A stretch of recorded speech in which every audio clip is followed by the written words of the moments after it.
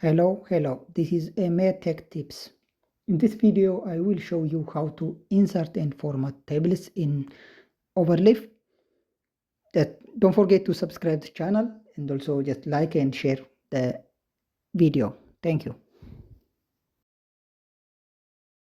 Insert tables in Overleaf by just using \begin and in the curly brace type table. And when you hit enter, you will get the general table template, which contains just the tabular, which is used to specify the number of columns that you use, and using just the double backslash to get, say, just enter, you can define the number of rows in general.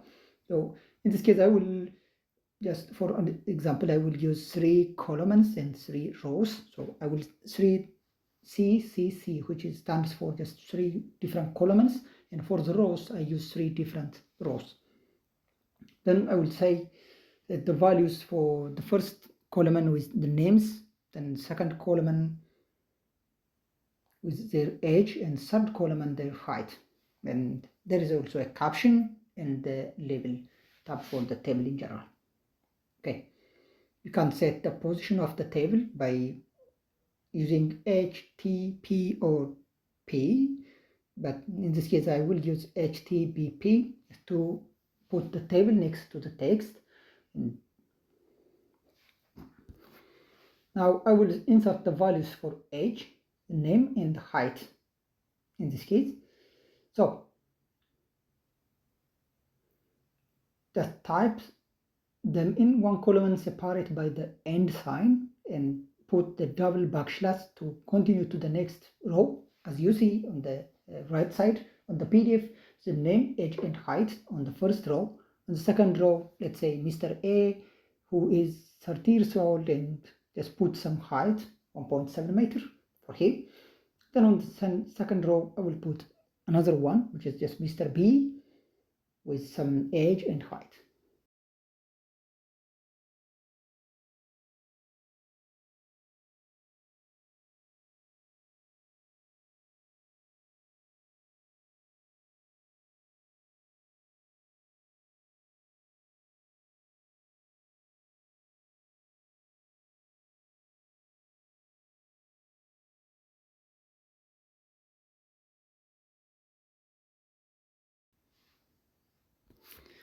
This one just displays the list of 3 columns with 3 rows, but in this case we didn't see the table itself.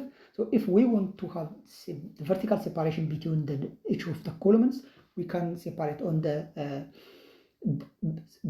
\begin tabular line. As you see, we have just 3 different columns, C, C, C. Now we put the vertical bars, just vertical line in between these different CC. You see the columns. We have the verticals now. For the horizontal lines for the table, we can use just H line, \H line, which says just the horizontal line, which separates each of the rows. Just insert H line, H line, H line in between 3 of them. Now we have the lines in between. So if we want the line on the top and in the bottom, we can also add this H line at the end and at the beginning of the list of tables, which will insert the general table, as we see here. Yeah. Now we have the table. So the next step is just, if we want to increase the spacing between the columns and between the rows, we can also adjust the spacing. This one, we can use the command \setlength in curly bracket table. The default value for this one is just 6 points for the horizontal, so we can add this one as you want. I use 10 points. For the renew command, the \renew command, this is just used to extend the spacing in the horizontal or the rows spacing between rows.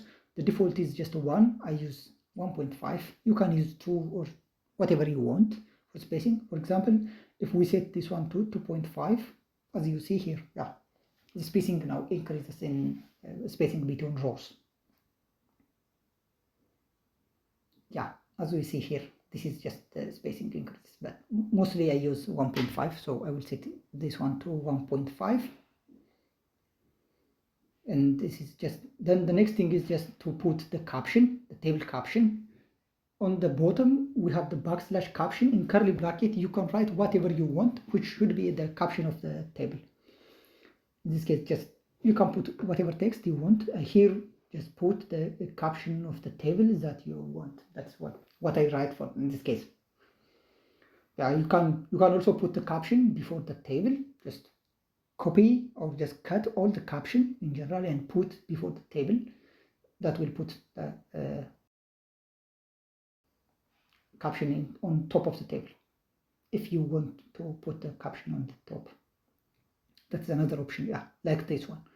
But mostly I prefer to put the text on the bottom, so I will keep the caption on the bottom of the table. This one is for the caption. Then you can put the label just on the backslash label in curly bracket. You can write whatever you want to label the table, to call just for cross-referencing. The label is used for cross-referencing the table on somewhere in the text to refer the text, the table I mean. So I put just tab column label 1. So on top, if we have some kind of text, we can add this label, and we have some cross-referencing for the label. For cross-referencing, we use some, just if we have some kind of text, let's say this is, or table 1 is represent such kind of data, something blah blah. So just one should be close reference. I will say just in just table dash 1. If it is table 1, you can use backslash then ref for cross-referencing. In curly brace, just call the label that you put on the bottom.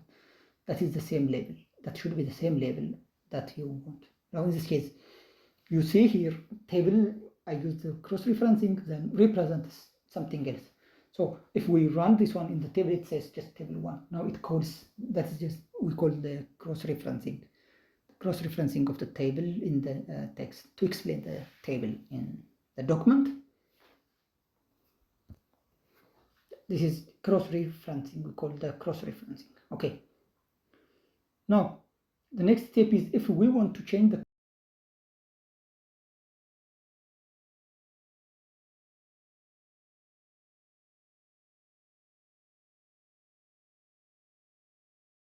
color of one of the labels, we can use the package. Just first use package xcolor, which is just the package used for changing the colors.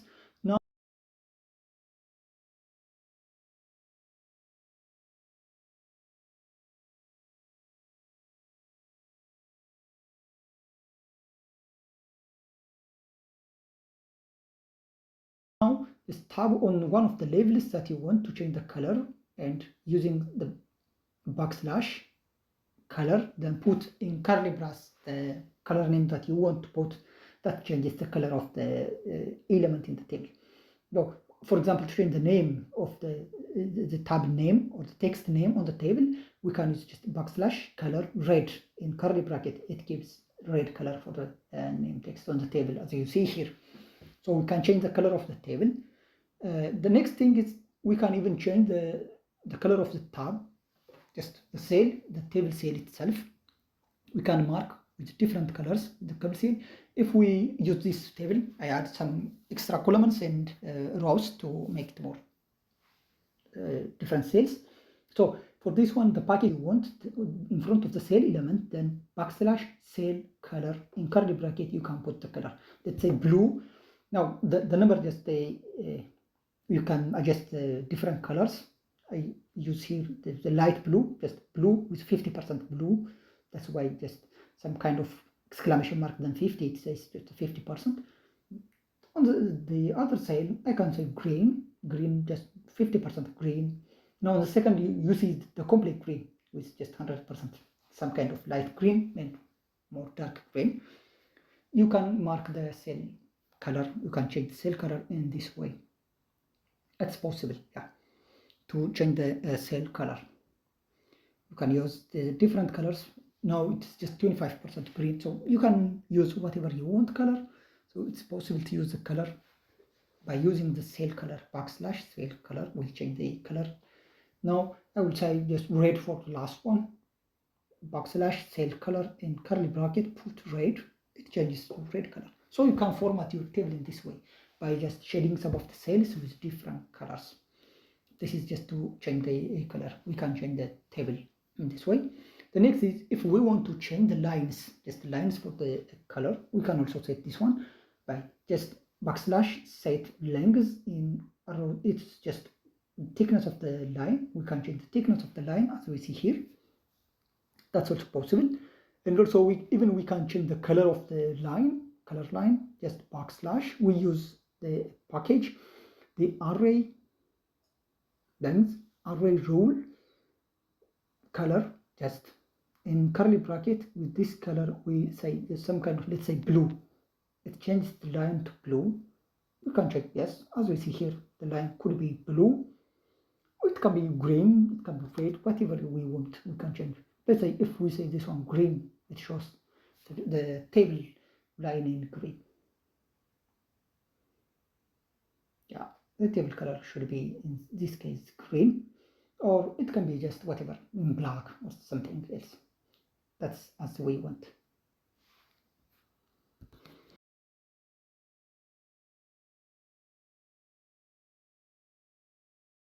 For the line of codes, you can check the description. I will put the link on the description for. Don't forget to subscribe to the channel and also just like and share the video. Thank you.